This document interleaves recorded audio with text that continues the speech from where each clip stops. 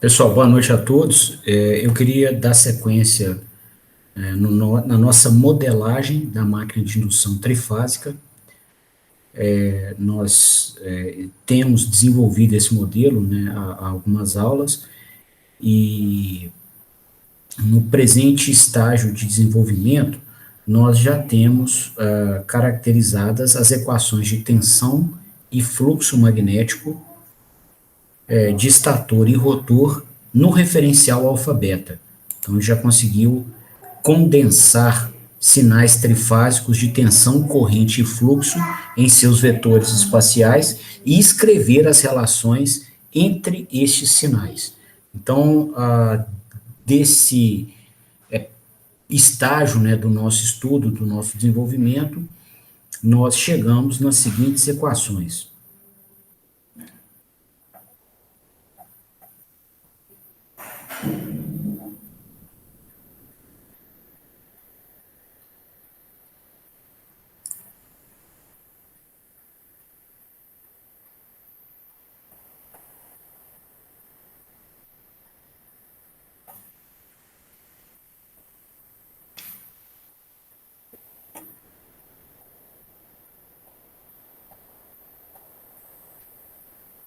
Então, essa equação aqui relacionando, né, ou descrevendo o comportamento dinâmico do circuito de estator, né, esse fluxo de estator que aparece aqui também já foi caracterizado, né, e nós provamos nas últimas aulas que ele é associado com as correntes que o criam dessa maneira aqui, ó.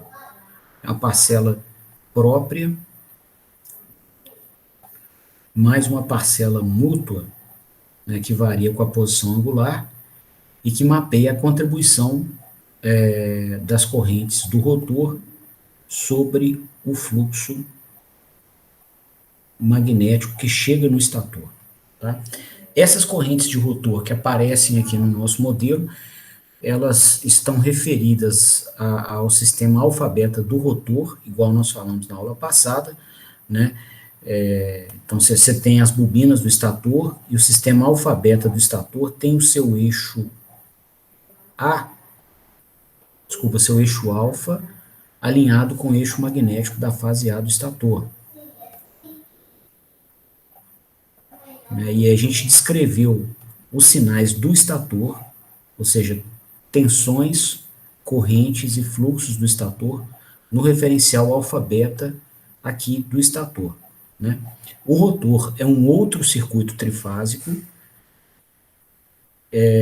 que irá apresentar a sua fase A em diferentes posições angulares no tempo.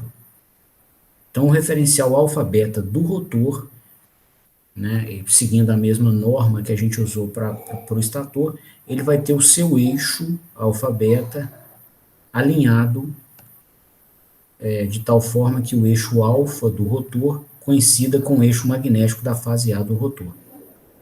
O seu eixo beta fica a 90 graus, que é o eixo imaginário dele. E as grandezas do rotor, representadas nas equações, eu vou acabar de escrever as outras equações, mas aqui a gente já tem uma grandeza do rotor, elas são vetores espaciais definidos no referencial alfa-beta do rotor, né, e medidos no rotor. Tá? Então, as correntes aqui da fase A, B e C, usadas na transformada de Clarke para definir o vetor espacial de corrente de rotor, elas foram obtidas com um amperímetro colocado no rotor. Então, medimos a corrente no rotor. Tá? Isso é importante dizer, porque a máquina ela tem um efeito transformador, né, caracterizado por esse acoplamento mútuo entre circuitos de estator-rotor e entre circuitos de rotor, ou por circuitos de rotor entre si e circuitos de estator entre si. Né? E nesse efeito transformador, né, quando você se refere a uma corrente, você tem que falar aonde que ela foi medida, ou a que lado do transformador aquela corrente se refere. Então, aqui a gente está mexendo com sinais de rotor, por exemplo, as correntes, considerando que elas foram medidas no rotor também.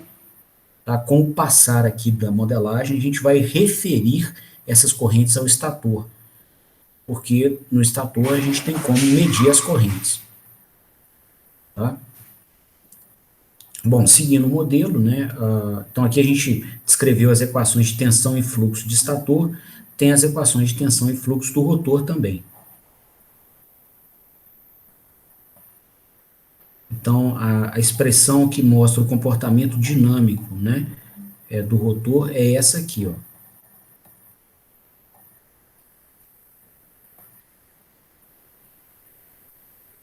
Né, com os vetores espaciais representados no referencial alfa-beta do rotor,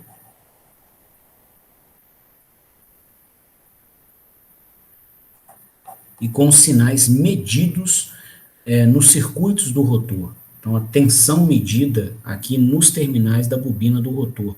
Digamos que a gente desenha aqui a bobina da fase B, vou colocar aqui só para não carregar o desenho, a 120 graus da fase A. Né?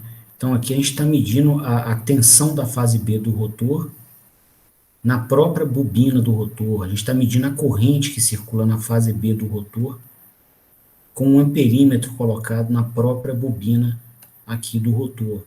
Né? E a gente está medindo o fluxo enlaçado na fase B do rotor, né, como o total de linhas de campo contabilizadas aqui no próprio rotor também, na própria bobina do rotor, tá? Então, até para nos ajudar, né, eu vou colocar aqui um apóstrofo para dizer que são grandezas, né, tensões, tensão, corrente e fluxo medida no rotor, a resistência da bobina do rotor também, né, referenciada ao rotor. Tá? Que depois, em uma etapa do desenvolvimento, a gente vai ter que referir essas grandezas todas ao estator. Aí eu vou sumir com esse apóstrofo, né, para dizer que são sinais referidos ao estator. E aí daí, então, nós, a partir desse ponto, nós trabalharemos só com grandezas referidas ao estator. Né? Por último aqui, a expressão do fluxo do rotor,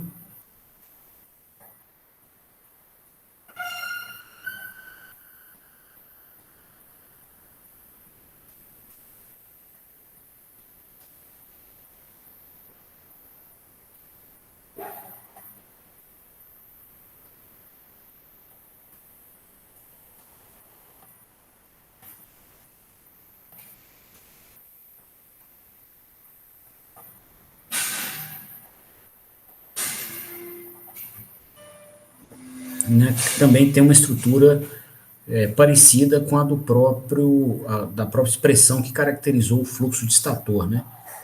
Então, o ímã enlaçado nas bobinas do rotor, ele tem uma contribuição das correntes do próprio rotor e parte das linhas de campo são produzidas por contribuições de campo magnético criado pela corrente do estator. Bom, nesse modelo aqui, né, tem dois parâmetros que a gente pode destacar aqui, que são essa indutância própria do estator, a gente mostrou na modelagem, ela é dada pela soma da indutância de dispersão com a indutância mútua do estator, e a indutância própria de rotor, né, que é dada pela soma da indutância de dispersão do rotor com a indutância mútua do rotor. Né, a indutância de dispersão modela as linhas de campo criadas numa bobina, né, ou num circuito, por exemplo, no estator, e que não chegam no rotor. E a indutância mútua modela o acoplamento de linhas de campo criadas no estator e que chegam no rotor. Por isso, acoplamento mútuo. Tá? Bom, além dessas duas indutâncias aqui, né, o modelo apresentou essa indutância que modela o campo magnético enlaçado no estator devido a correntes do rotor. E essa outra indutância aqui, que modela o campo magnético enlaçado por bobinas no rotor e criados por corrente que circula no estator. Tá? Então, as duas últimas indutâncias são indutâncias de acoplamento estator-rotor. Então, indutâncias mútuas modelando o acoplamento de estator ao rotor. Tá? Essa aqui, essa mútua de estator, né, são linhas de campo que saem do estator, vão ao rotor e voltam no estator. Então, elas modelam acoplamentos do estator, por exemplo, a fase A do estator na fase B. Tá? Mas caracterizando o acoplamento de linhas de campo numa bobina do estator devido à corrente que circula em alguma outra bobina do estator, ou na própria bobina do estator. Tá? Aqui é a mesma coisa, essa indutância mútua modela o enlaçamento de fluxo magnético de linhas de campo em uma bobina do rotor devido à corrente criada em alguma bobina do rotor também. Tá? Essas outras duas modelam acoplamentos de linhas de campo em bobinas do estator quando tais linhas são criadas por corrente circulando no rotor, ou vice-versa.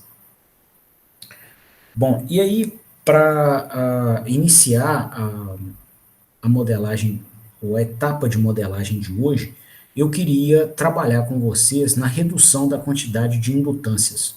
Né? Quanto menos parâmetros um modelo tiver, mais fácil de se trabalhar com ele.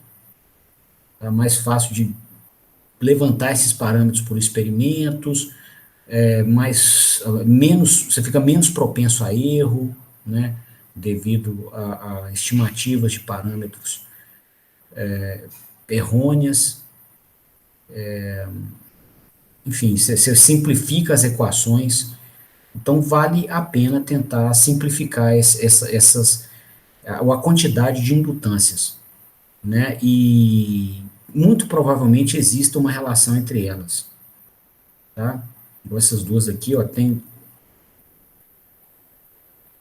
uma grande probabilidade de que elas tenham alguma relação. Tá? Aqui, por exemplo, a gente está falando de linhas de campo que chegam no estator quando criada por força magnetomotriz do rotor. Tá? Então, por N espiras do rotor, criando campo magnético que é enlaçado por N espiras no estator. Aqui inverte, você tem as N espiras do estator criando linhas de campo, né, com um efeito de uma força magnetomotriz, e essas linhas de campo enlaçadas por N espiras no rotor.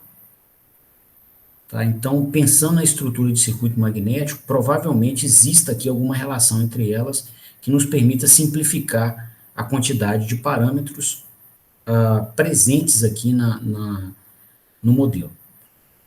Bom, para então caracterizar tentar achar, né, uma relação entre essas indutâncias, eu vou lançar mão de um material que a gente apresentou na primeira parte do curso, né, onde nós tratamos de fluxos enlaçados. Né. Esse material eu passei para vocês, ele estava apresentado em um PDF, né, a gente estava mexendo aqui com fluxos enlaçados, e nele a gente mostrou aqui essa expressão que está aqui embaixo, ó, que caracterizava o fluxo enlaçado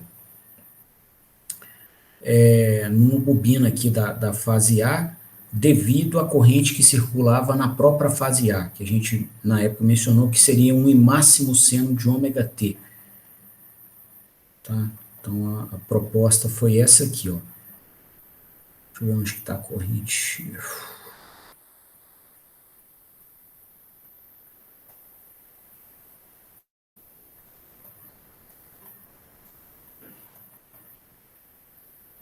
Aqui, ó. Então a gente propôs ter essa corrente na fase A aqui, né?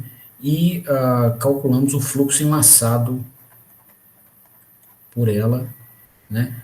Como sendo uma parcela de fluxo mútuo. Então todo esse desenvolvimento foi feito considerando linhas de campo que iam ao rotor e voltavam ao estator. Então fluxo mútuo, que é a mesma natureza de fluxo que nós estamos tratando aqui nessas indutâncias, né, de acoplamento entre estator e rotor, e nessas indutâncias mútuas, né, de acoplamento próprio do estator em si mesmo e do rotor em si mesmo. né? Então, seguindo o resultado ali do estudo apresentado em máquinas, né? Eu vou copiar aqui essa expressão, tá? Nas nossas notas de aula.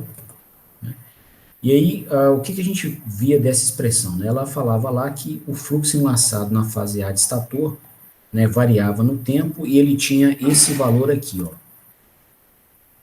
Né? A gente tinha a amplitude da função de densidade de espiras, vezes uma constante que envolvia parâmetros geométricos da máquina, né, raio do rotor, raio médio do rotor, comprimento da máquina, tá? Tem no slide lá também, vezes 3 meios, vezes o valor de pico da força magnetomotriz de estator, vezes π, vezes seno de ômega e t. Tá? Então, essa é a expressão que está aqui. Como agora eu vou mexer com estator e rotor, no lugar desse eta-m, que é a amplitude da função de densidade de espiras, né, que a gente usou para caracterizar uma forma de distribuir as espiras nos 360 graus da máquina, só que aqui a gente estava mexendo só com estator, eu coloquei eta-m ou eta máximo, tá? Como agora tem um rotor também, eu vou colocar eta máximo de estator e força magnetomotriz máxima de estator. Com o rotor, eu vou colocar de rotor. Né? Então, vou colocar um Szinho aqui para poder diferenciar. Tá? Então, a indutância mútua, né, do estator, ela vai medir qual que é o fluxo enlaçado numa bobina de estator devido à corrente que circula naquela bobina. Né? Então, você pode pegar, por exemplo, na fase A, o fluxo enlaçado na fase A em qualquer instante de tempo e dividir pela corrente que circula na bobina naquele instante de tempo. Né? Estando a máquina desprovida de excentricidades mecânicas, né? Então, tendo o entreferro de ar da máquina uniforme, né? O rotor dela não está se deslocando em sentido radial, nós observaremos que essa indutância não vai variar com o tempo. Tá? É um parâmetro que só vai depender dos materiais e da geometria da máquina. Então, você pode pegar o fluxo enlaçado em qualquer instante de tempo e a corrente estator em qualquer instante de tempo, e o valor de indutância que você achar, né, nesse instante de tempo da sua escolha, ele vai se repetir, vai ser verificado em qualquer outro instante de tempo. Tá? Então, aqui em cima, né, a gente tem a expressão do fluxo enlaçado, e aí, recuperando dos modelos aqui do curso de máquinas, né, essa força magnetomotriz máxima, ela valia, né, o número de espiras na direção do eixo magnético vezes a amplitude da corrente de estator. Tá? E essa corrente aqui, que a gente usou naquela modelagem, ela foi considerada como sendo igual a um I máximo seno de ômega ET. Então, a gente pode usar dessas duas expressões aqui para caracterizar a indutância mútua do estator. E o resultado ia ser essa aqui, ó. A amplitude da função densidade de espiras, a constante geométrica, 3 meios aqui, o número de espiras que a máquina tem na direção do seu eixo magnético, π vezes I máximo de estator, seno de ômega ET. Isso tudo dividido pela corrente.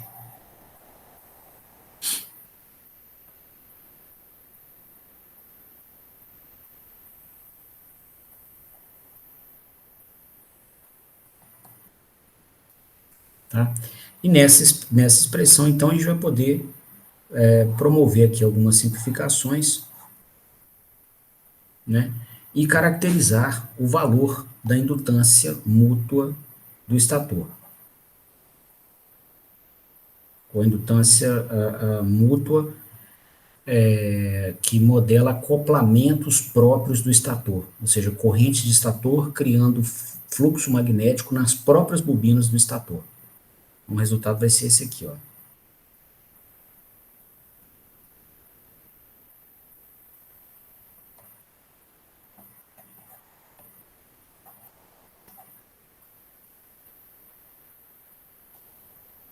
Tá? Bom, se a gente quiser, então, caracterizar a indutância que modela as linhas de campo que chegam no estator devido às correntes do rotor. É uma das indutâncias que aparece no modelo, essa aqui, ó. Né? O nosso modelinho, né, feito no curso de máquinas, pode ser usado da mesma maneira, tá? Porque esse modelo aqui, ele contemplava o acoplamento mútuo, o acoplamento mútuo de linhas de campo do estator, tá? E aí, nessa caracterização, a gente considerou como força magnetomotriz aqui as espiras do estator e como bobinas que recebiam o campo, também as espiras do estator. Agora, se você expandir aqui, né, o caminho fechado que caracteriza o circuito magnético, você pode envolver aqui as espiras do rotor, né, para caracterizá-las como fonte de força magnetomotriz. E aí elas criam um campo magnético que vai ser enlaçado no estator. E são essas espiras aqui. Então, o modelo fica igualzinho, tá? Só que a força magnetomotriz agora vai ser dada, né, pela força magnetomotriz do rotor, tá?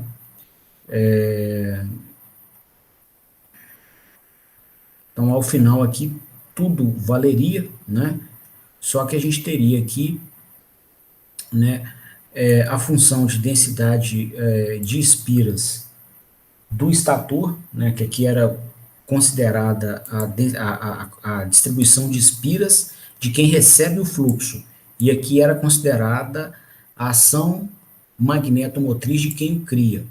Então, aqui no caso, para nossa caracterização da indutância de acoplamento estator-rotor, quem recebe o fluxo é o estator.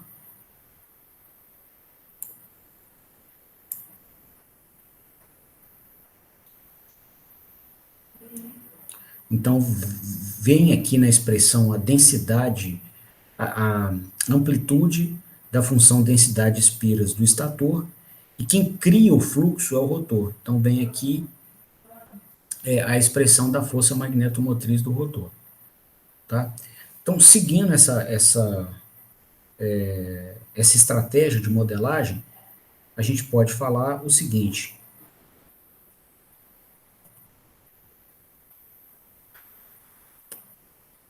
que essa indutância, né, poderia ser medida, por exemplo, quando a gente tivesse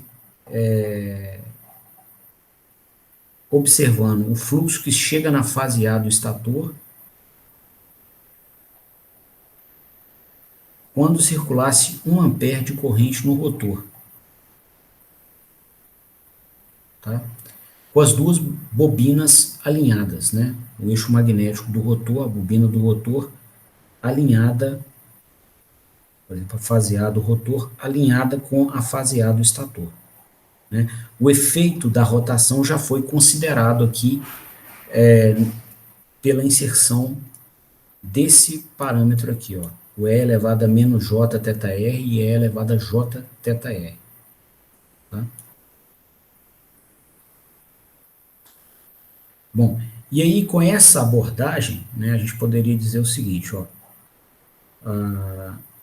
essa indutância mútua, usando aqui a expressão do slide, né, vai ser igual à função densidade de espiras, ou a amplitude da função densidade de espiras do circuito do estator, que é quem recebe as linhas de campo, vezes K, vezes 3 meios, vezes a força magnetomotriz de quem cria o campo, que é o rotor.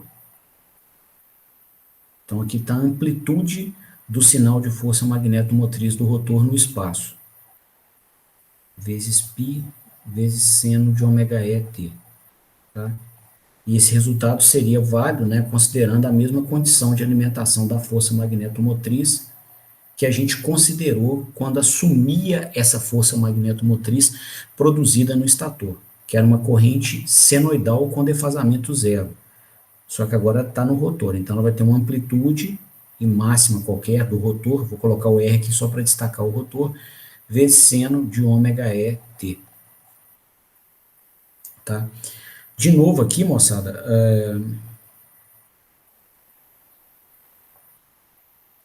né, a força magnetomotriz do rotor vai ser dada pelo número de espiras na direção do eixo magnético do rotor, vezes a amplitude da corrente que cria aquele campo magnético, que é a amplitude da corrente do rotor. Então a gente pode, né, simplificar aqui, ó, o seno com o seno, o I máximo com o I máximo, e daqui então caracterizarmos, né, essa indutância de acoplamento de linhas de campo no estator devido à corrente do rotor.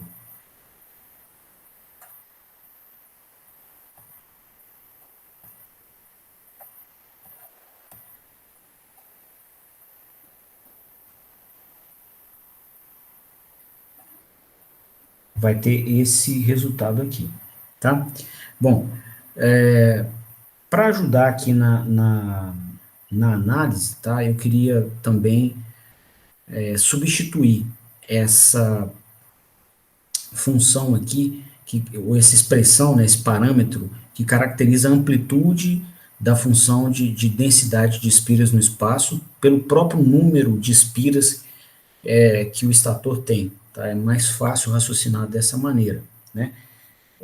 E o que acontece? Essa função densidade de espiras, a gente mostrou no curso de máquinas, ela era usada para calcular o número de espiras até uma dada posição angular. Né? Então a gente integrava de zero até essa posição qualquer a densidade de espiras existente, que era, no caso da nossa máquina analisada ali, foi uma densidade de espiras cossenoidal. Tá? Então, com uma amplitude que é esse eta máximo aqui. Né? E aí você poderia saber, né, pela densidade de espiras, ela media para a gente quantas espiras você tem por radiano. E aí, se você multiplica por dθ radianos, você, né, obtém como resultado o número de espiras ali em torno daquele ângulo θ qualquer. E se você soma do zero até aquela posição, você tem o total de espiras da bobina. Né? E o resultado, então, vai dar eta máximo vezes seno de θ. Né? Logo, aqui, né, o número de espiras que você tem até a direção do eixo magnético, né, que é onde o ímã é máximo, aquele ímã se distribui senoidalmente no espaço e vai ter um ângulo onde ele é máximo. Tá? E você vai ter um número de espiras naquela posição angular, que é esse N máximo aqui. Né? Ele vai ser igual ao número de espiras que a bobina tem na posição 90 graus. Tá? Que vai ser igual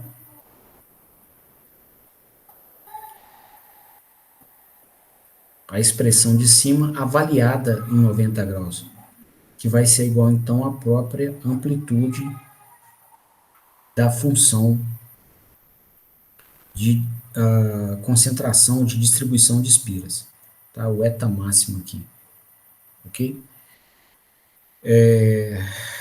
Bom, então com isso a gente pode finalizar aqui a caracterização dessa indutância, né? Vai ser o número de espiras que você tem na bobina do estator até a direção do eixo magnético, vezes K, vezes 3 meios, vezes o número de espiras que você tem até a direção do eixo magnético do rotor, vezes π. Tá?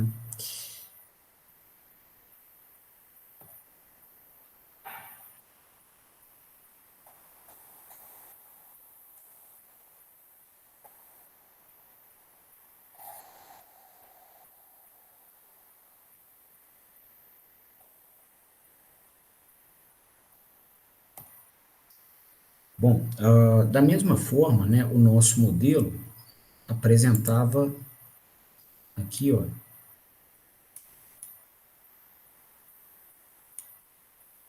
essa indutância. Então, essa aqui a gente acabou de avaliar, essa aqui ainda falta, ó.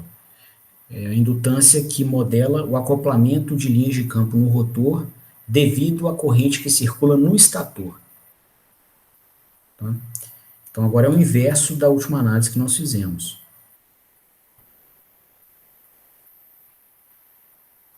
Então, aqui a gente vai avaliar as linhas de campo que chegam no rotor devido à corrente que circula no estator. Tá? E pela definição de indutância, né, essa expressão pode ser avaliada pelo fluxo enlaçado, por exemplo, na fase A do rotor, para cada 1 ampere de corrente que circulou no estator. E usando da modelagem, né, de fluxo enlaçado que nós fizemos na parte 1 da disciplina, que está mostrado aqui, nós conseguiremos caracterizar o numerador dessa expressão da indutância, que é o fluxo enlaçado, né? E esse numerador, ele vai considerar aqui, né, a função de densidade de espiras da bobina que recebeu o fluxo, essa constante geométrica da máquina e a força magnetomotriz de quem criou o fluxo. Nesse caso agora é o estator.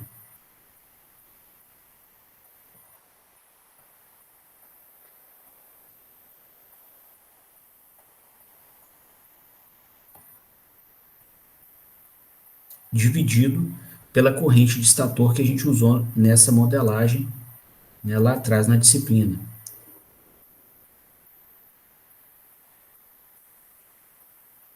E máximo do estator vezes seno de ômega E T. Tá? E aí, pessoal, de novo, né, a amplitude da força magnetomotriz, igual a gente mostrou lá no curso de máquinas, era dada, né, pelo número de espiras na direção do eixo magnético do estator, vezes a corrente máxima, a amplitude da corrente do estator. Né? Bom, promovendo aqui as simplificações adequadas, né, você vai poder cancelar esses dois termos aqui e chegar nesse resultado.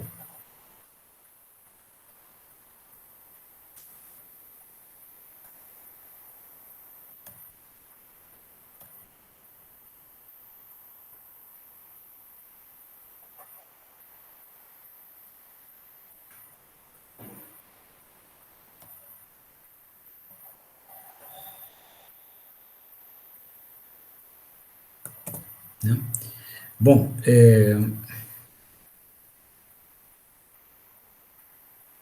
usando da mesma estratégia, né, que foi aplicada para a caracterização da indutância que modela fluxo no estator pela corrente no rotor, que foi a última, eu gostaria de substituir esse parâmetro pela sua função com o número de espiras do rotor. Tá? É melhor de raciocinar, um parâmetro que tem um apelo físico mais conveniente para análise. Tá? E aí a relação entre os dois era a seguinte: a gente contabilizava o número de espiras que você ia achar em uma dada posição angular do rotor, né, contando ou somando o total de espiras em torno de cada posição angular. E essa quantidade de espiras em torno de cada posição angular era dada pela função densidade de espiras, que era essa função, eta máximo de rotor cosseno de θ. Né, se você multiplica por dθ em cada posição angular, você tem o número de espiras em torno daquela posição θ. Se você soma o número de espiras em torno de cada posição θ, de 0 graus até θ graus, você vai ter o número de espiras do rotor naquela posição θ ali. Então, o resultado dessa expressão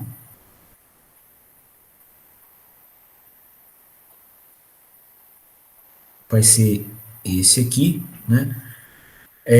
E nós observaremos, então, que o número máximo, ou o número de espiras na direção do eixo magnético, vai ser dado, né, pela contagem do número de espiras do rotor até a posição π/2, ou 90 graus, né? Que pode ser avaliado, então, a partir da última expressão, com θ igual a 90, ou π/2 radianos.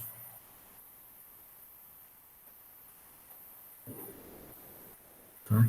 Então, o número máximo de espiras o número de espiras que a gente tem na direção do eixo magnético do rotor é igual à própria amplitude da função densidade de espiras. Isso, então, nos permite concluir a caracterização dessa indutância que a gente está estudando.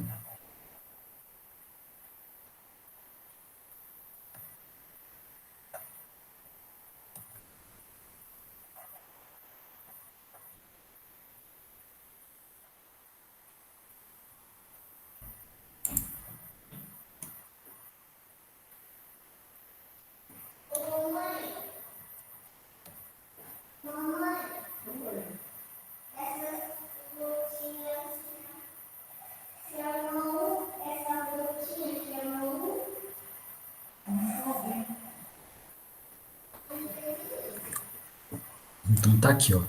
De cara, então, pessoal, até pelos dois últimos, as duas últimas expressões emolduradas que nós temos aqui na tela, ó, essa LRS é igual a LSR, ó. As duas são idênticas, tá? Foi até uma expressão que a gente comentou que provavelmente, ou duas indutâncias que nós comentamos que provavelmente teriam uma relação entre elas, tá? Então, a gente já tem uma relação, e aí, se a gente souber uma delas, a outra já está conhecida. Então, já reduziu a quantidade de parâmetros do modelo, tá? Por último aqui, eu queria caracterizar com vocês a indutância mútua do rotor. Ela modela fluxo magnético que chega no rotor devido à própria corrente no rotor. Fluxo próprio no rotor que atravessa o circuito do estator e volta ao rotor, tá? Que é exatamente o que a gente fez naquele slide que eu estava mostrando, que foi, né, apresentado e cujo modelo foi feito na disciplina, na parte 1 dessa disciplina, tá? E aí, pessoal, o resultado vai ser idêntico ao resultado que a gente obteve para o estator, né, quando a gente avaliou a indutância mútua do estator, tá? Só que envolvendo o rotor. Tá? Então, vai ter a densidade aqui de espiras do rotor, K 3 meios, número máximo, ou número de espiras da bobina do estator na direção do eixo magnético, vezes π. Vamos copiar lá embaixo.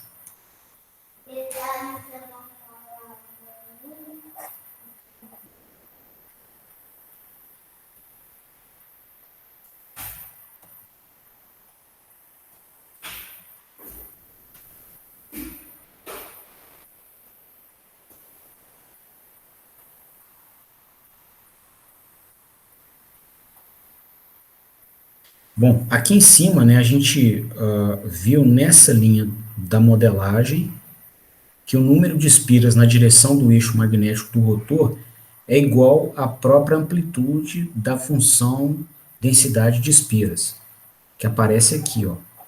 Então, eu vou fazer essa substituição nesse ponto da expressão, onde nós teremos, então, né, o número de espiras na direção do eixo magnético ao quadrado, uma vez por esse termo e a outra vez por esse aqui, ó.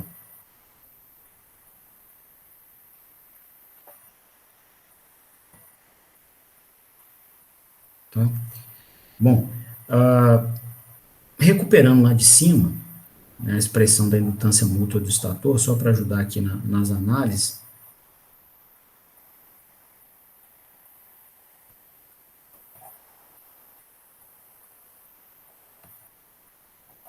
né? A gente tinha essa expressão aqui.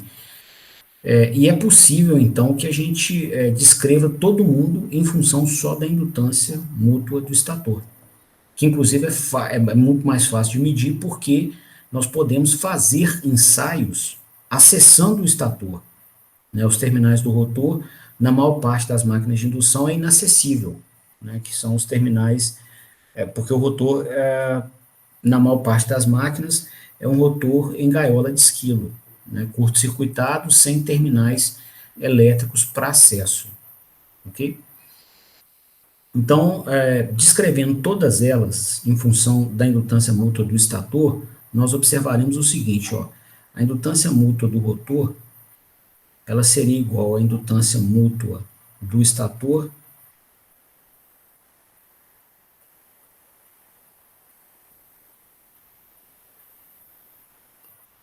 vezes o número máximo, ou número de espiras na direção do eixo magnético ao quadrado do rotor, dividido pelo número de espiras na direção do eixo magnético do estator ao quadrado. Tá? Bom, o número de espiras que a gente tem até a direção do eixo magnético é a metade do número de espiras total. Então, do zero até o eixo magnético, você pega a metade das espiras, depois do eixo magnético até 180 graus, né, até o meio círculo da máquina, você tem a outra metade. Tá? Então, seria o próprio número de espiras do rotor sobre 2. Né? Isso aqui está elevado ao quadrado. E embaixo a gente teria o número de espiras do estator sobre 2, e a gente está elevando isso ao quadrado. Resultando nisso aqui, ó.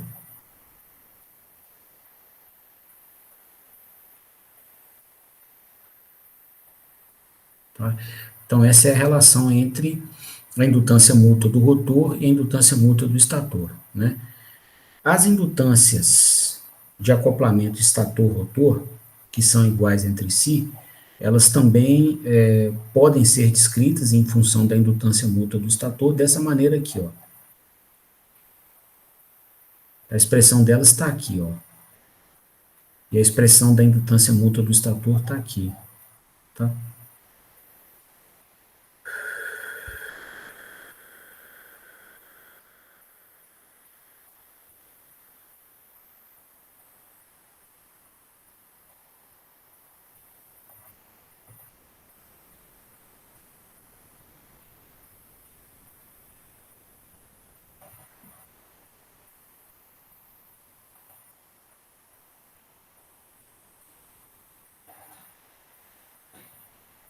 Ok? Então, essa é a expressão que relaciona essas indutâncias mútuas com a própria indutância mútua do estator. Então, as quatro indutâncias que apareciam, as quatro indutâncias mútuas que apareciam no nosso modelo, todas elas podem ser descritas em função da indutância mútua do estator.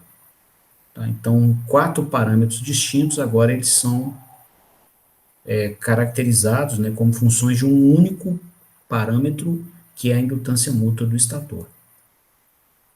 Então, com isso, eu queria reescrever, né, as quatro expressões do modelo, contemplando já essa simplificação que a gente conseguiu identificar aqui com as indutâncias.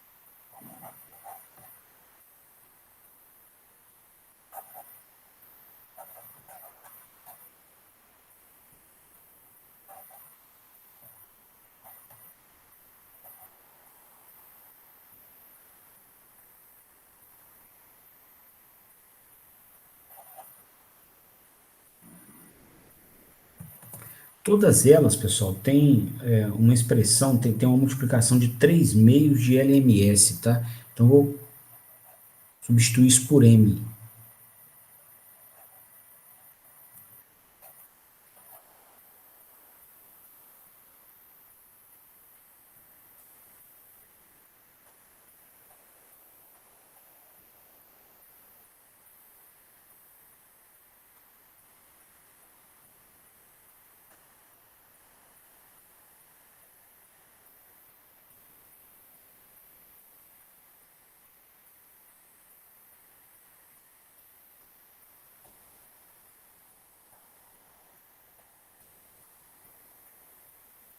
Então, nas expressões originais aparecia esse produto de duas constantes toda hora, tá?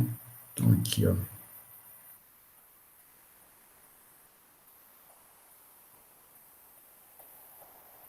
Aqui e aqui, ó. E aí vai virar 3 meios vezes uma função da indutância mútua do estator. E aí esse produto, né, 3 meios da indutância mútua, ele não vai ser trabalhado, né, nas outras etapas da modelagem, multiplicando uma constante por outra, né? A gente vai colocá-lo incorporado em uma única constante,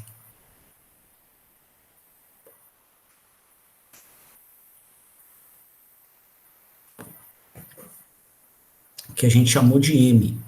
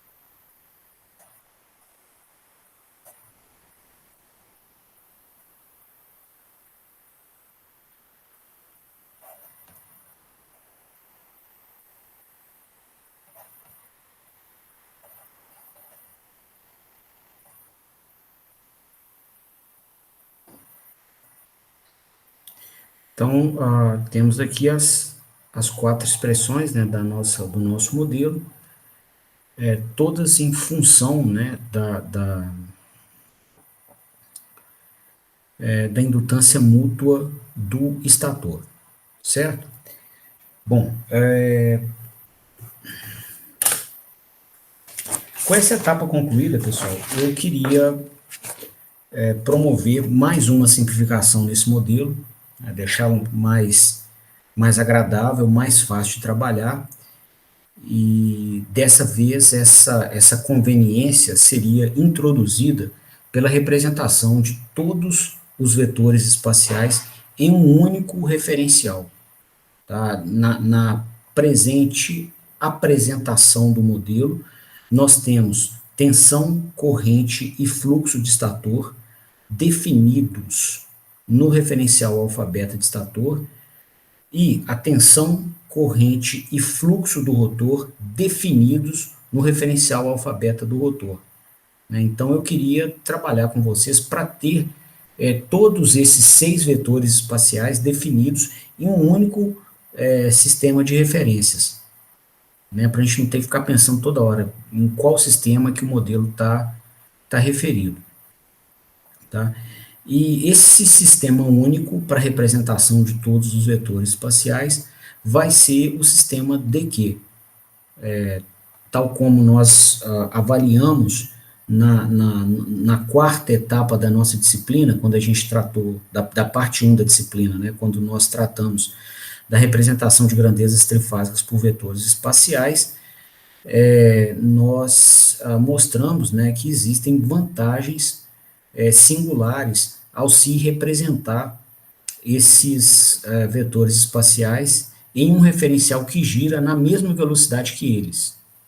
Tá? Isso facilita muito o controle da máquina, vai facilitar a modelagem, né, e, consequentemente, as análises que vão nascer dessa modelagem, e te permite fazer associações diretas, né, de sinais mecânicos com sinais eletromagnéticos. Então, enfim, aqui eu estou recuperando, né, vantagens que nós avaliamos antes de começarmos a estudar a transformada de Parque no quarto módulo da parte 1 da disciplina, que era a transformação à conta matemática que permitia representar esses vetores espaciais, né, que são agora descritos em um referencial parado, né, com relação ao eixo A de cada um dos circuitos trifásicos, de acordo com o eixo magnético da fase A de cada um dos circuitos trifásicos, com a relação ao referencial que possa girar, junto com os vetores espaciais. Bom, vamos desenhar isso aqui para poder deixar a explicação mais clara, né, e abrir aqui essa nova etapa da nossa modelagem.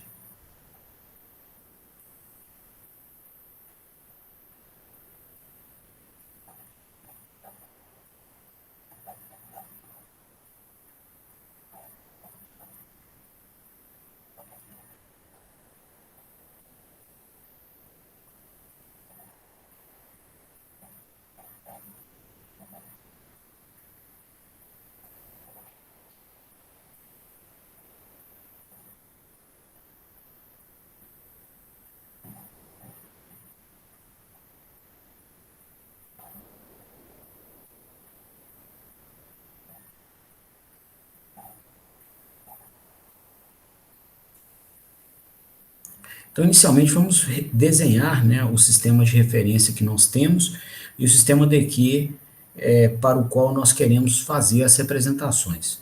Tá? Então, a gente tem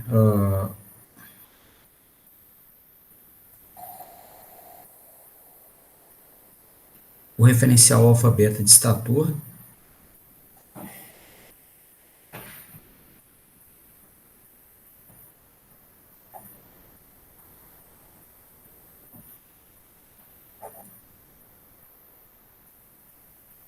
o referencial alfa-beta do rotor,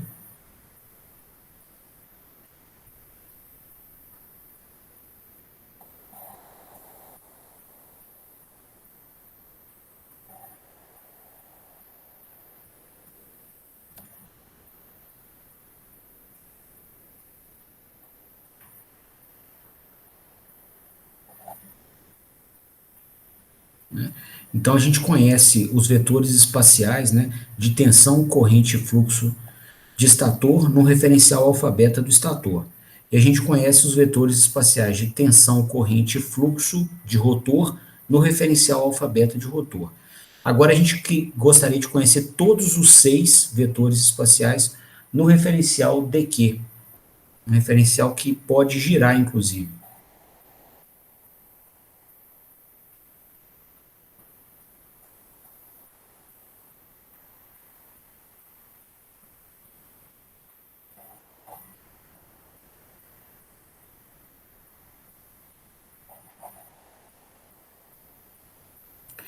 Bom, para poder, né, representar vetores conhecidos em um referencial sobre outro referencial, nós precisamos inicialmente caracterizar os ângulos entre eles.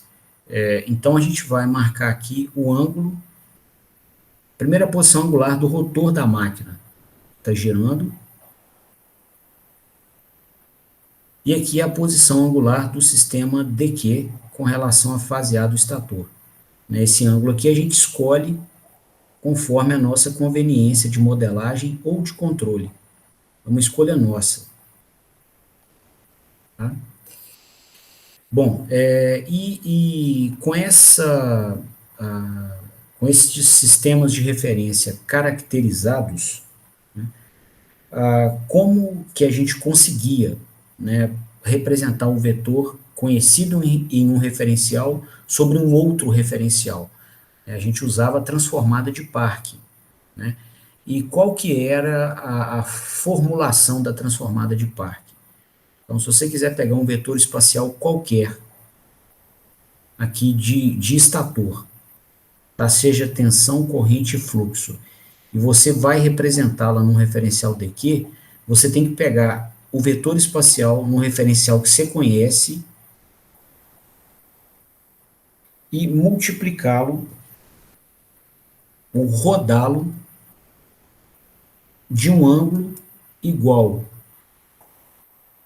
à diferença entre o ângulo do sistema que você conhece menos o ângulo do sistema para o qual você quer representar o vetor.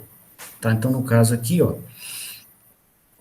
se o vetor é conhecido no referencial alfa-beta do estator, o ângulo do referencial alfa-beta do estator é zero. Tá? A gente vai medir ângulos a partir dele. Tá? E o ângulo do referencial para o qual a gente quer conhecer o vetor é θ dq. Tá? Então, o processamento da transformada de Parque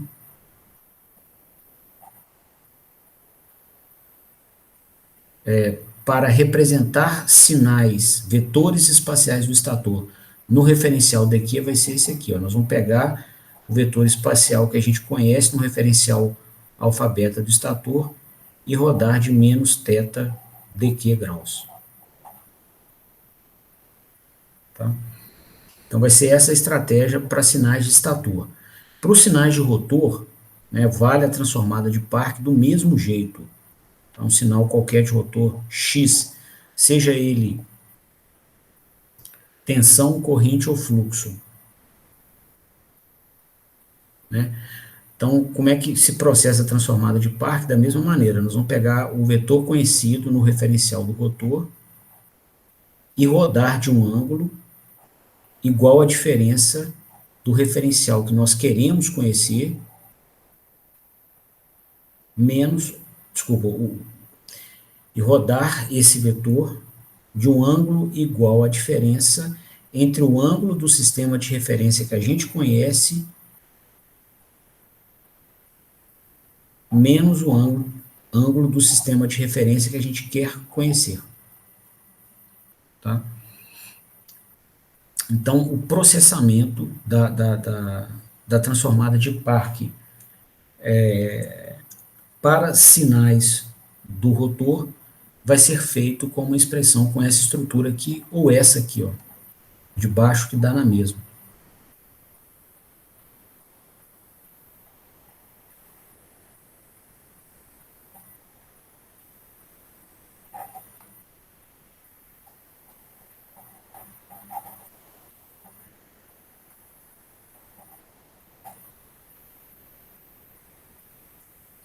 Tá? Bom, então com essa estratégia montada, né, nós vamos revisitar as quatro expressões do modelo e representar, né, todos os vetores espaciais no referencial dq. Então, vai ser essa a nossa proposta. Vamos começar então pela expressão dos fluxos, né, que são mais fáceis. Depois a gente faz as das tensões. Então a gente tinha mostrado o seguinte, ó, que o fluxo do estator aqui no referencial alfa-beta, ele tinha essa expressão aqui, ó.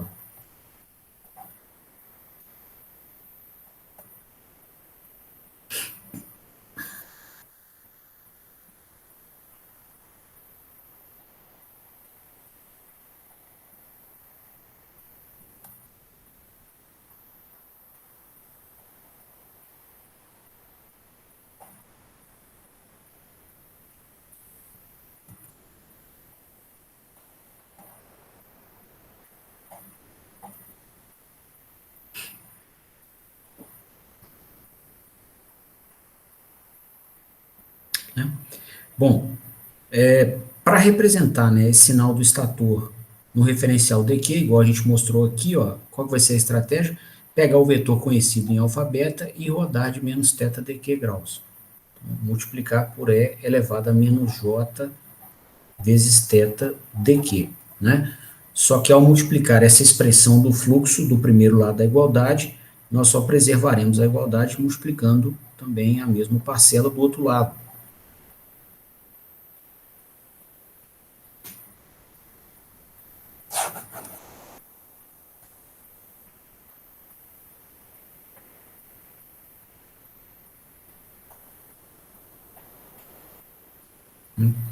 E aí, o que nós veremos? Ó, desse primeiro termo, né, o fluxo de estator vezes E elevado a menos J θ dq, igual está aqui, vai ser o próprio fluxo de estator em dq.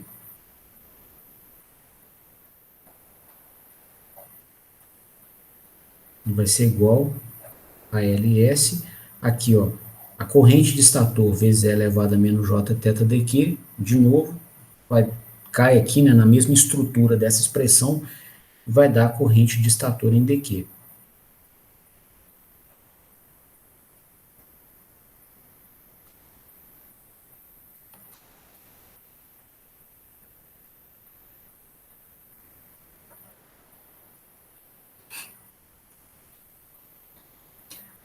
O outro termo já envolve um sinal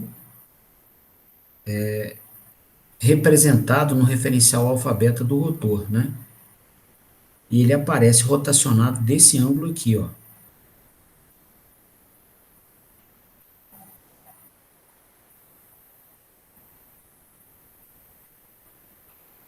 Onde então a gente percebe que essa corrente do rotor, né, rotacionada desse ângulo, né, θr menos θ dq, caracteriza aqui a mesma estrutura dessa expressão, ó, a grandeza conhecida no referencial alfa-beta do rotor, rodada do ângulo θr menos θ dq. Então, seguramente isso aqui é a própria corrente do rotor em dq. Ainda assim, com os valores de corrente medidos com amperímetros no rotor. E com isso, então, a gente conclui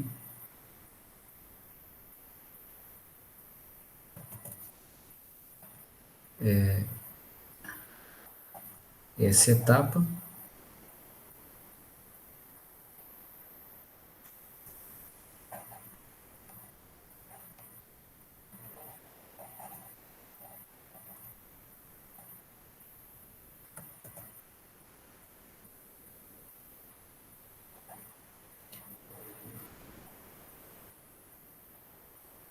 Salvo aqui um último passo, né, para simplificação dessa expressão.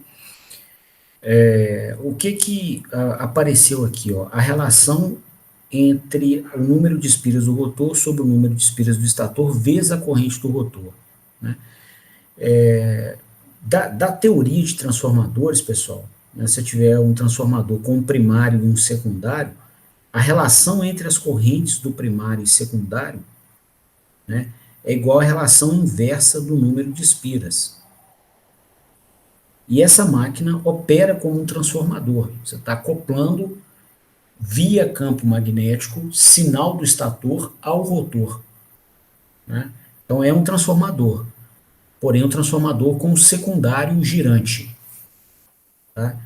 Então você pode, né,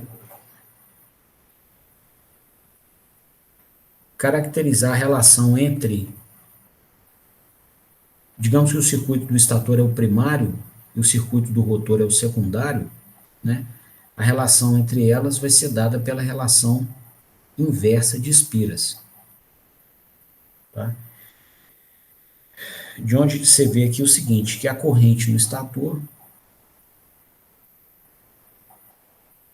uma bobina do estator, vai ser dada pela relação entre o número de espiras do rotor dividida pelo número de espiras do estator vezes a própria corrente no rotor, que é o que apareceu aqui, ó. tá? Então, essa expressão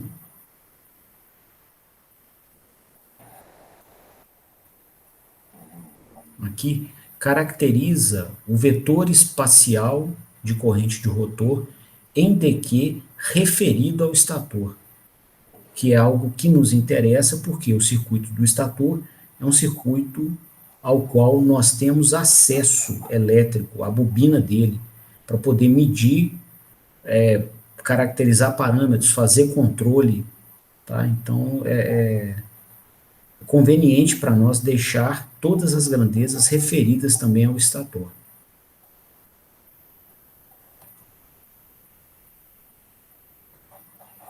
E aí, para grandezas referidas ao estator, eu não vou usar mais esse apóstrofo.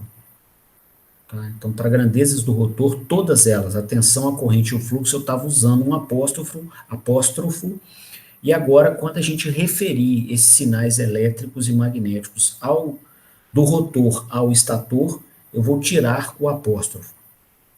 Né?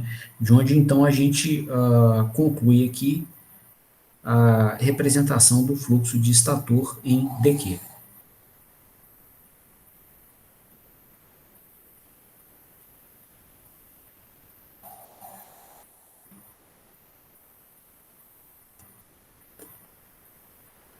Bom, vamos para a próxima expressão, né? São 4 expressões, né? 2 tensões e 2 fluxos.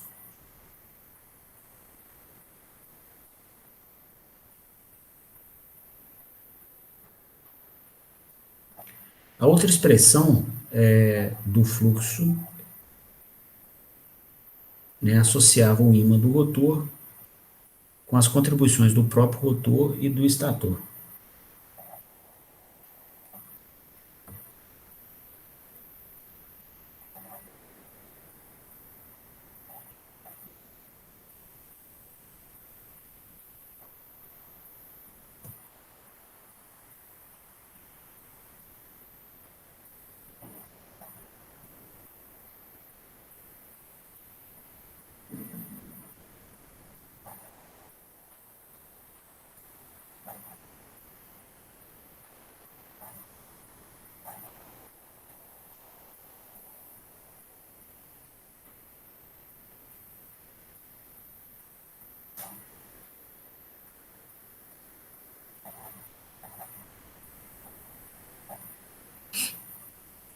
Tá? Então a expressão era essa aqui.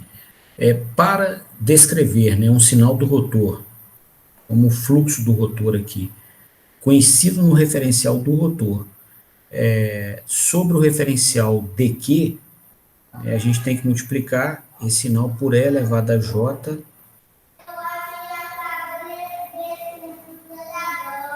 θr menos θ dq. Né? Foi o que a gente mostrou aqui na caracterização da estratégia. Né? Você pegar o referencial, você pegar o sinal no alfabeto do rotor e multiplicar por E elevado, ou rodar, né, de um ângulo igual a θr menos θ dq, você obtém o sinal em dq, que é o que está aqui, ó.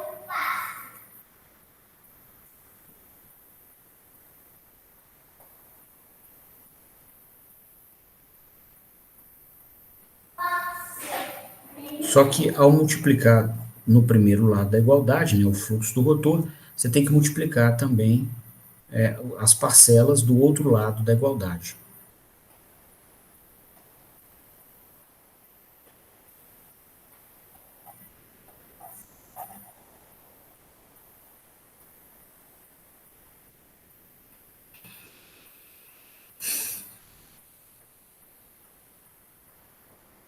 Bom, com isso a gente identifica aqui, né, de cara, foi até a articulação matemática que a gente fez, né, a manipulação algébrica, aqui a gente já identifica o fluxo do rotor em dq, ainda com as linhas de campo medidas na bobina do rotor. Então, vou botar o apóstrofo, né?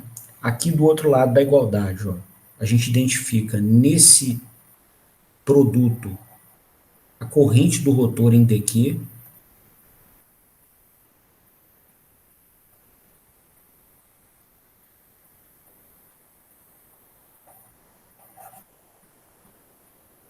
também com as linhas com as correntes, né, medidas com amperímetros no rotor.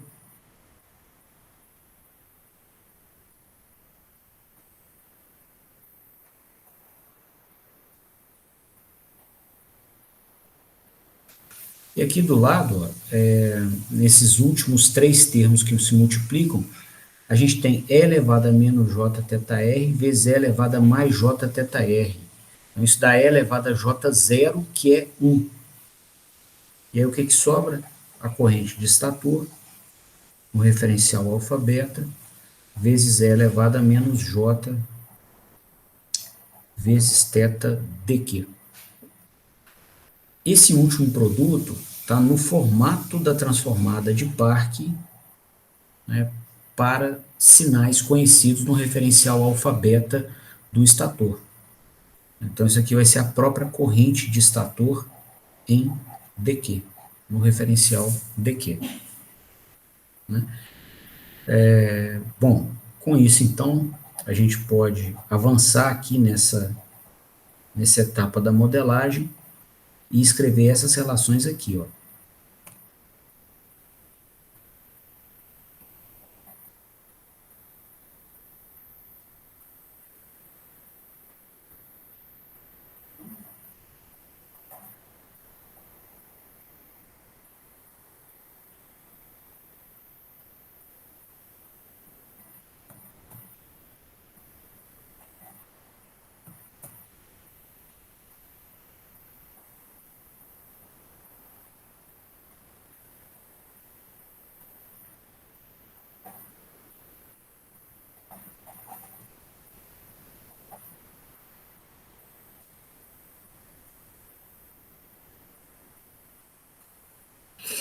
Bom, e na última etapa aqui dessa descrição do fluxo de rotor em dq, eu gostaria de referir as grandezas do rotor, né, fluxo com linhas de campo contadas no rotor, indutância, né, caracterizada no rotor, corrente com amperímetro instalado na bobina do rotor.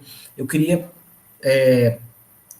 modelar o efeito desses sinais no estator, né, pelo efeito transformador entre estator e rotor. Tá? Então, para isso, né, a gente vai inicialmente multiplicar aqui, né, fluxo enlaçado no rotor. Se você divide pelo número de espiras do rotor, você tem não mais o fluxo enlaçado, mas o fluxo magnético total que está passando ali. Né? E se você pega esse fluxo magnético total que chegou no rotor, né, e que é o fluxo que chegou no rotor pelo entreferro do estator, e multiplica pelo número de espiras do estator, você tem, né, um sinal que corresponde ao fluxo do estator, ao fluxo do rotor, equivalente no estator, ou seja, qual é o total de linhas de campo no estator, né, enlaçadas no estator, referentes àquelas mesmas linhas de campo enlaçadas no rotor. Para preservar a igualdade, você vai ter então que multiplicar os dois lados pela mesma parcela.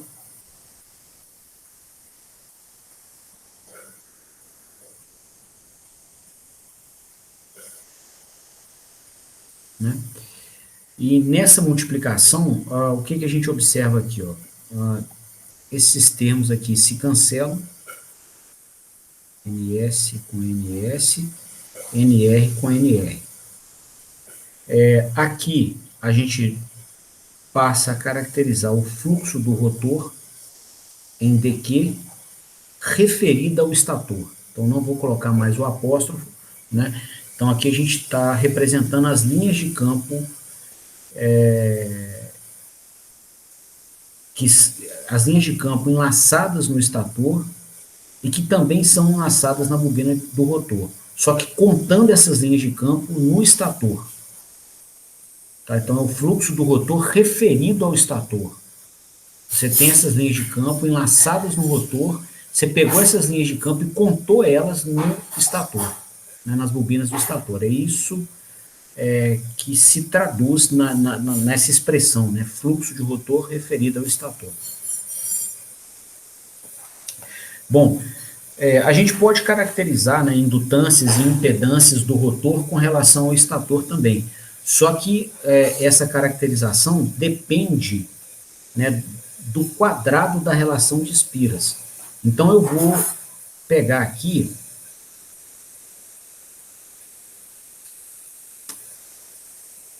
e multiplicar somente essa parcela por NR sobre NS de novo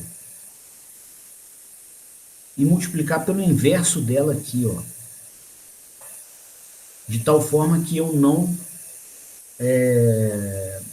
altere o valor da expressão. Então, eu multipliquei o primeiro termo por NS sobre NR e o segundo termo, que é a corrente, pelo inverso, NR sobre NS. Então, não alterei o resultado da expressão.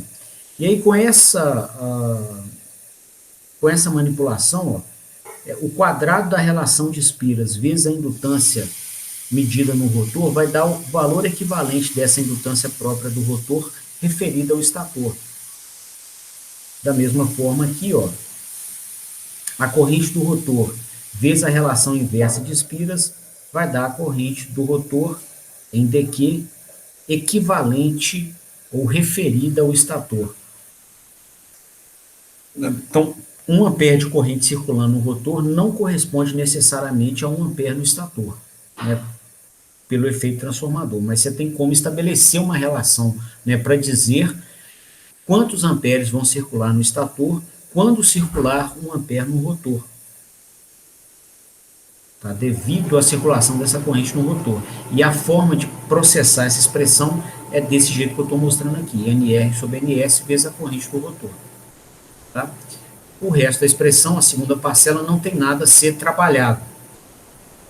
Então, nisso a gente conclui aqui, ó, a caracterização do fluxo de rotor em dq.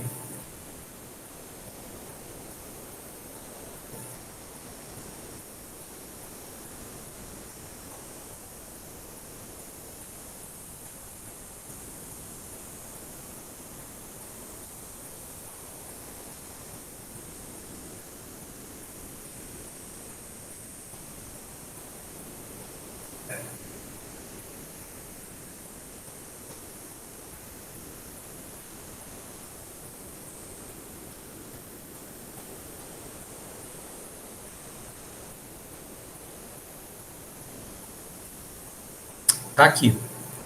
Bom, sobraram então as duas expressões de tensão. Vamos fazê-las, que a caracterização aqui das duas expressões de tensão vai finalizar a nossa modelagem eletromagnética da máquina. Então, a dinâmica eletromagnética vai ser finalmente, vai ter seu modelo finalmente concluído agora com o processamento das duas expressões de tensão em dq. Né? Bom, então, começando com a expressão da tensão de estator,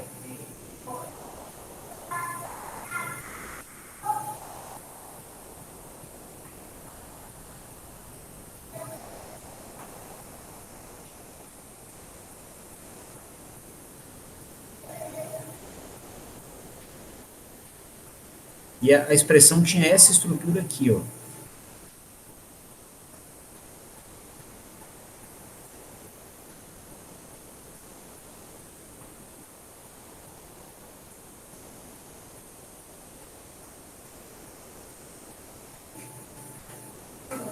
Né? Bom, essa expressão, pessoal, esses termos, eles, né, todos vão ser representados em dq, preservando a igualdade aqui entre eles, né? E aí, para representar um sinal de estator em dq, a gente, igual mostramos aqui no início dessa parte da modelagem, a gente multiplica esse sinal de estator por E elevado a menos J θ dq. Para preservar a igualdade, a gente então tem que multiplicar os dois lados por E elevado a menos J θ dq.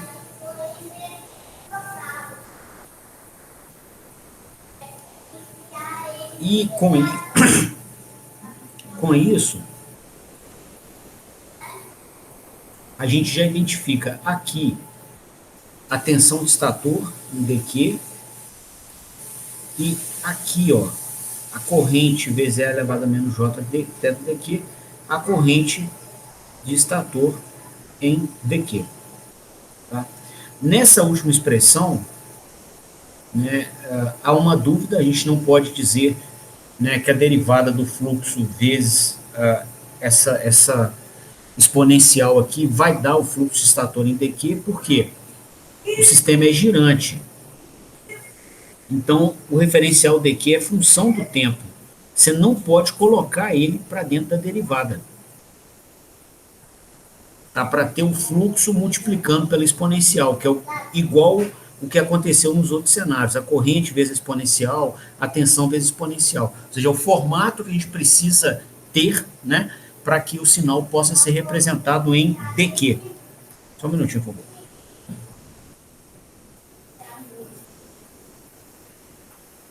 Deixa eu fechar o barulho ali, que o exaustor está me atrapalhando. Tá? Um minutinho.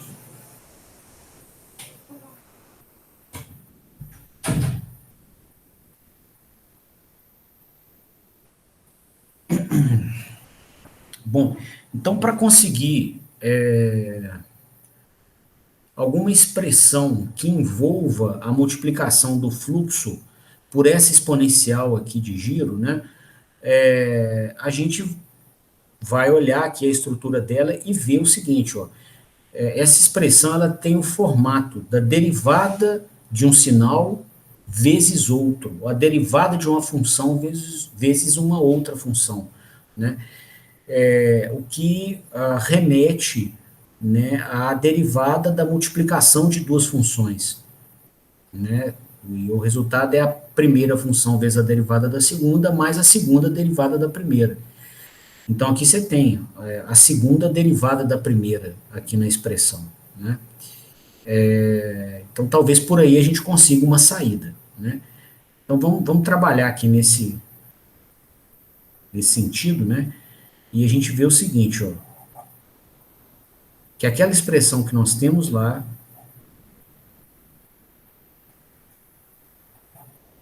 que é a derivada do fluxo vezes essa outra função, né, que é essa exponencial aqui, isso é parte, né, ou seja, a derivada de uma função vezes a outra. Então, essa expressão pode ser obtida assim, ó, a derivada do produto das duas funções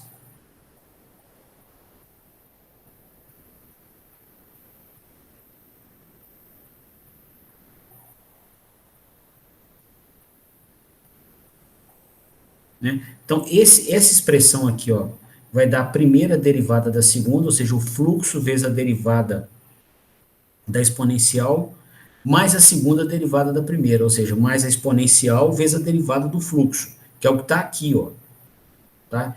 Então, para que essa igualdade aqui seja respeitada, eu tenho que subtrair, né, a primeira função vezes a derivada da segunda.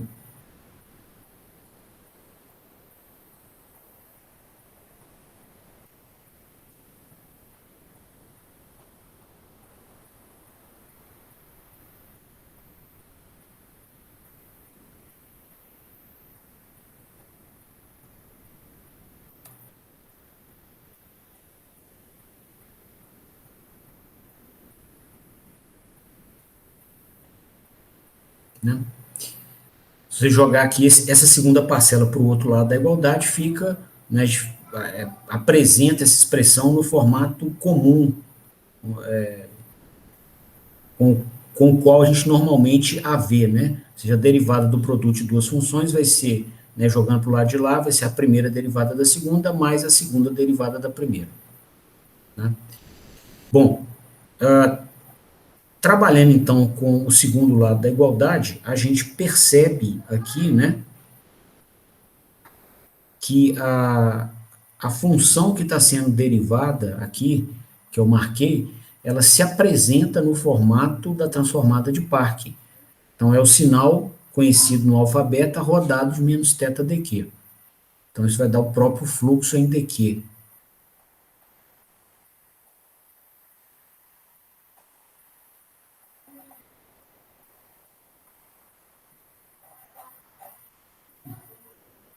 Menos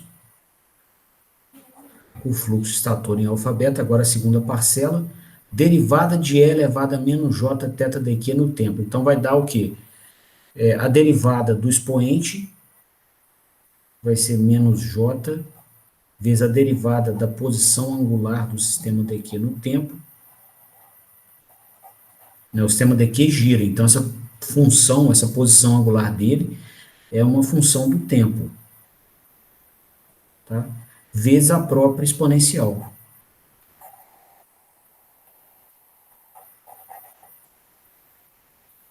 Tá? Bom, o que a gente vê aqui então, né? Qual que é o resultado dessa expressão?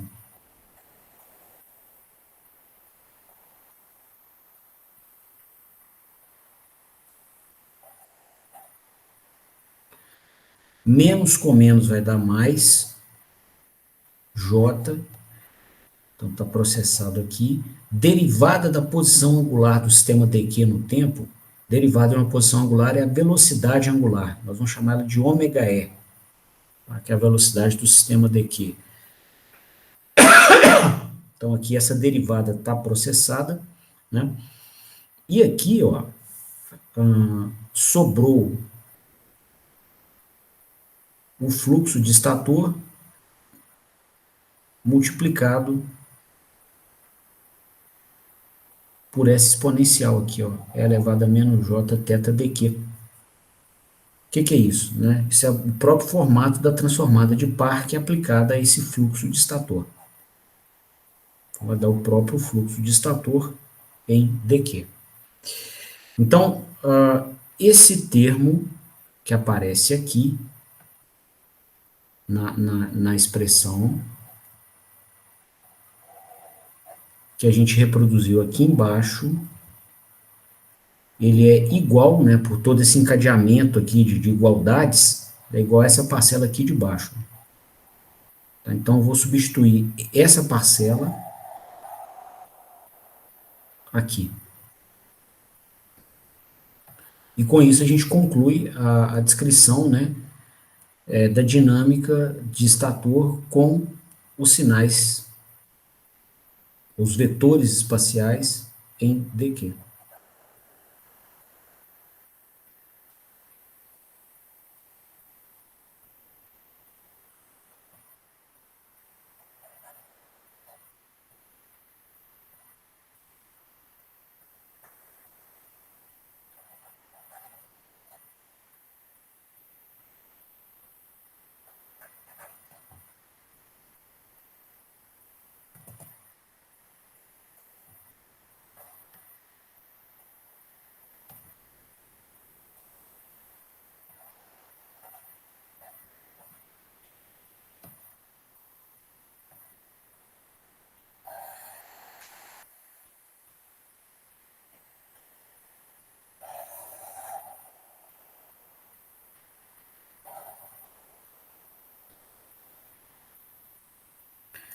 E para concluir a aula, né, só falta a descrição da expressão da tensão de rotor em dq.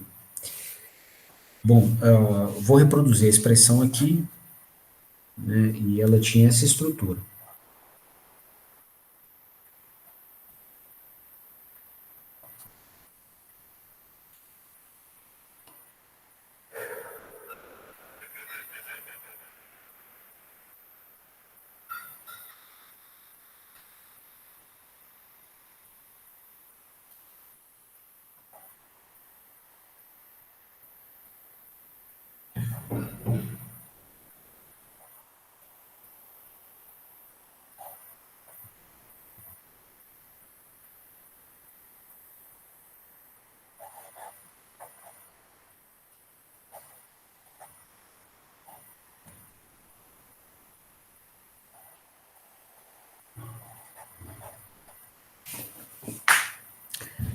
conforme a nossa estratégia montada, né, no início da representação desses sinais todos em DQ, para que a gente consiga representar um sinal, um vetor espacial conhecido no referencial de rotor para o referencial DQ, a gente vai rodar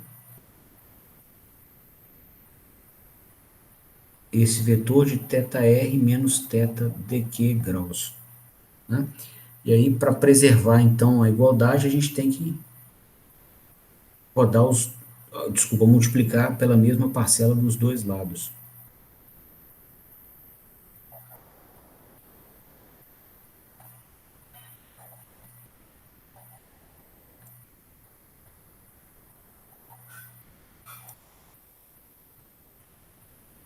Ok? E aqui, nesse primeiro termo, aqui a gente já identifica, né, a estrutura da transformada de Park, de onde então nós temos a tensão do rotor em dq. Aqui, ó, do outro lado da igualdade, né, essa corrente do rotor rodada de θr menos θdq graus caracteriza a corrente do rotor em dq. Tá? Esse último termo é que não nos permite fazer essa associação direta, tá? Por quê? A gente está derivando o fluxo de rotor e multiplicando por essa exponencial que é função desses ângulos, que por sua vez são função do tempo. Então a gente não pode pegar essa exponencial e colocar aqui dentro da derivada no tempo, porque não são sinais constantes no tempo, né? O rotor rotaciona para a gente poder transmitir potência para a carga, então isso é uma função do tempo, o θr, e a posição angular do sistema dq, que é o θdq, também é função do tempo. Tá? Então vamos, igual nós fizemos com a expressão da tensão do estator, nós vamos trabalhar aqui com essa parcela, essa última parcela aqui da soma, e manipulá-la para conseguir termos, ou descrevê-la como uma função de termos, onde nós tenhamos o fluxo do rotor diretamente multiplicado pela exponencial de rotação, né? O que então nos permitirá caracterizar o fluxo de rotor em dq, igual a gente fez aqui com os outros dois termos. Então, trazendo esse termo marcado ali para baixo,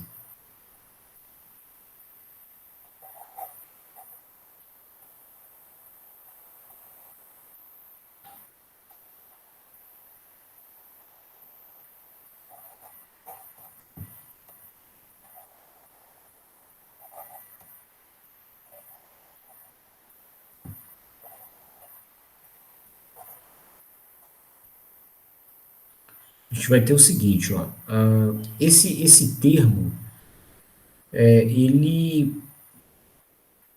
tem um formato próximo ao que a gente vê na derivada do produto de duas funções, né, igual comentamos há pouco. É a primeira função derivada da segunda, mais uma segunda função, que é a exponencial, vezes a derivada da primeira. Então, vamos tentar escrevê-lo aqui, né, como a função da derivada do produto de duas funções.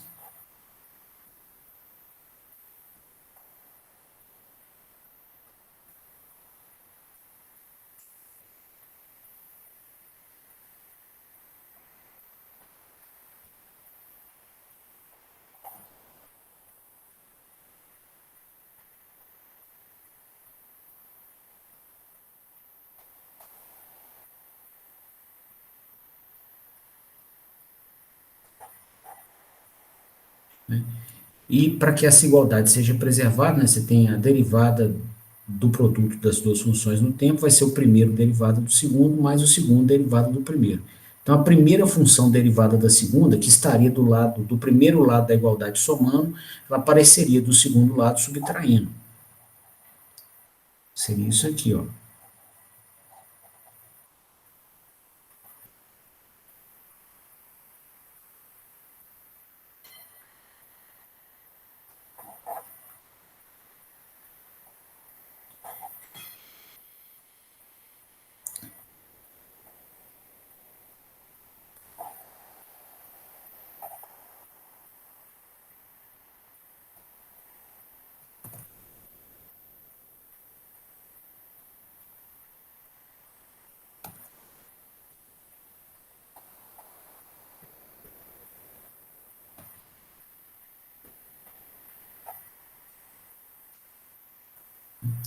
E continuando o desenvolvimento, né, desse segundo lado da igualdade, a gente vê aqui dentro, ó, a derivada do produto de duas funções, onde esse produto deixa aqui, mostra o mesmo formato da transformada de Parque aplicada ao fluxo do rotor. Então, o resultado vai ser o fluxo do rotor em dq. Né? Teremos, então, a derivada do fluxo de rotor em dq no tempo. A segunda parcela vai contemplar ali o fluxo do rotor multiplicado pela derivada daquela exponencial. Então, vai ser a derivada do expoente, né, que vai ser J vezes a derivada de θr menos θ dq no tempo, vezes a própria exponencial.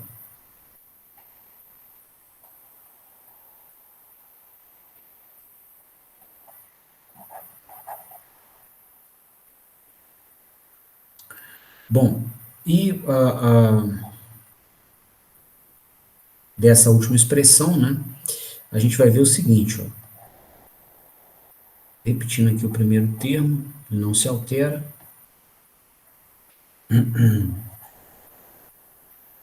Aqui, ó, a gente tem a derivada da posição angular do rotor menos a derivada da posição do sistema dq. Derivadas de posições angulares resultam nas respectivas velocidades angulares. Tá? Então, o resultado disso vai ser esse aqui, ó, o J. A velocidade angular do sistema dq é ômega-e, e aí esse menos, né, que aparece com ele, com o menos aqui do início da expressão, vai dar mais.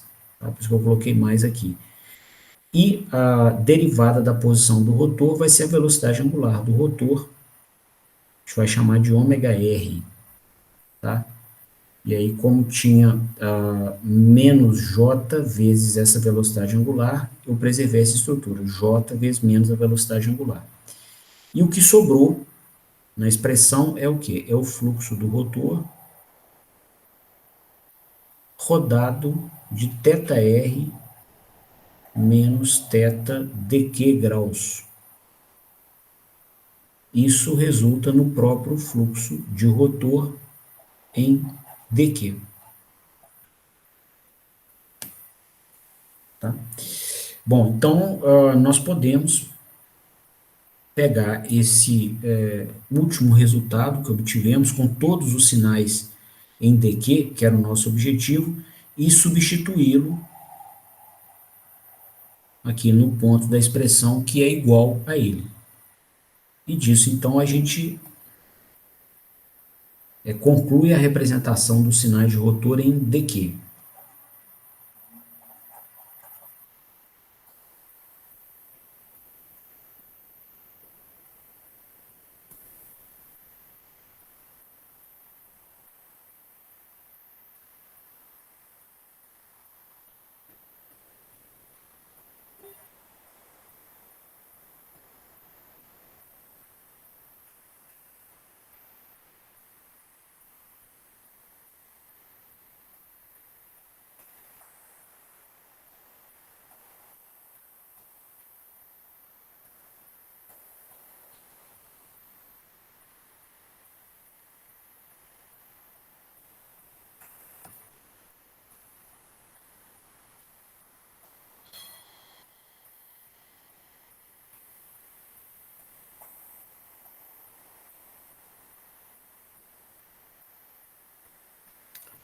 Bom, nessa expressão, pessoal, eu estou colocando estes apóstrofos todos, né?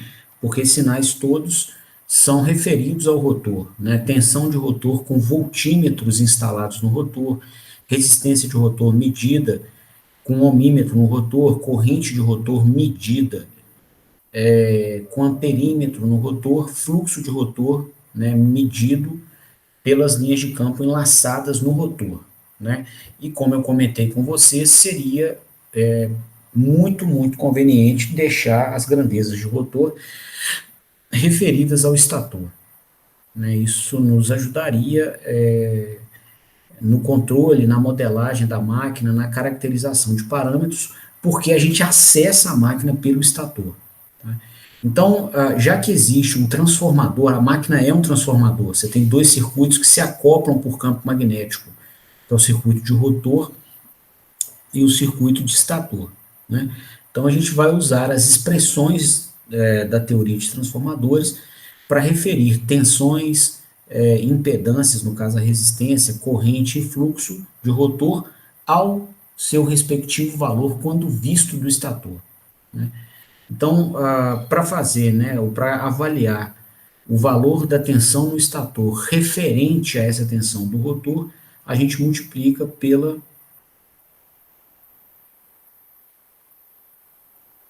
relação direta de espiras do estator para o rotor. Tá? Para preservar a igualdade, a gente então tem que multiplicar os dois lados, e com isso todos os termos.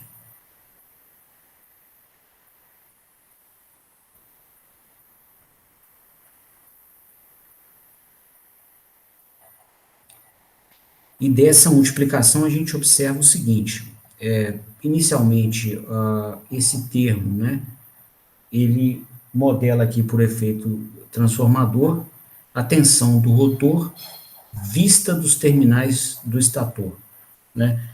Ou quantos volts vão sair numa bobina do estator quando a gente tiver VR' volts na bobina do rotor. Esse termo aqui, né, você pode colocar essa relação de espiras do estator sobre o número de espiras do rotor aqui dentro da derivada, nesse caso pode, né, porque não é um parâmetro que varia no tempo, e se você pega o fluxo de rotor e divide pelo número, o fluxo é enlaçado pelas bobinas do rotor, e divide pelo número de espiras do rotor, você tem um fluxo, um ímã que está no entreferro de ar, né, o ímã que está no entreferro de ar e que entrou por todas essas bobinas, né. E aí, se você pega esse ímã, que vai chegar no estator, e multiplica pelo número de espiras do estator, você tem o fluxo do rotor visto do estator, o valor equivalente desse fluxo do rotor, né, que está enlaçado lá no rotor, enquanto enlaçado no estator. Então, essa expressão aqui, né, resulta na derivada do fluxo do rotor no tempo, né, do fluxo do rotor referido ao estator. E ela se repete aqui, ó, na terceira parcela. Aqui vai dar o fluxo do rotor referido ao estator. O fluxo enlaçado no rotor referido no estator. Para esse primeiro termo, que é o último que falta, para a gente referir a resistência do rotor ao estator, nós precisaríamos de ter a relação direta de espiras ao quadrado. Só que aí, para preservar essa igualdade, né, com o termo vermelho, que é NS sobre NR, se a gente quiser NS sobre NR ao quadrado, nós vamos ter que multiplicar por NR sobre NS aqui, ó. De tal forma que NR sobre NS corte com uma das parcelas aqui NS sobre NR e sobre a única parcela NS sobre NR que existia no início do processamento. E com essa abordagem, ó, a gente tem a resistência do rotor referida ao estator multiplicada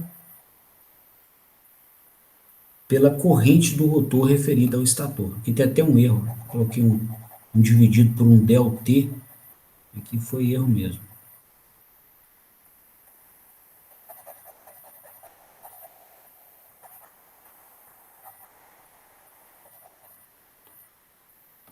Então aqui a gente tem a corrente do rotor em dQ referida ao estator. Né, o quantos amperes de corrente circula no estator devido a IR linha ampere circulando no rotor. Tá? O estator, a corrente total do estator se deve a vários efeitos, né? A própria alimentação do estator, a velocidade da máquina, tá? Então são vários efeitos que se somam para caracterizar a corrente total do estator. E uma dessas parcelas que se somam é a corrente que está no estator devido à circulação de corrente no rotor. E é essa parcela, com esse sentido físico, que a gente está representando aqui. O valor equivalente da corrente do rotor referida ao estator. O quantos amperes vão circular no estator pelos fenômenos eletromagnéticos promovidos pela circulação dessa corrente aqui no rotor. Isso, então, conclui a modelagem da dinâmica eletromagnética da máquina.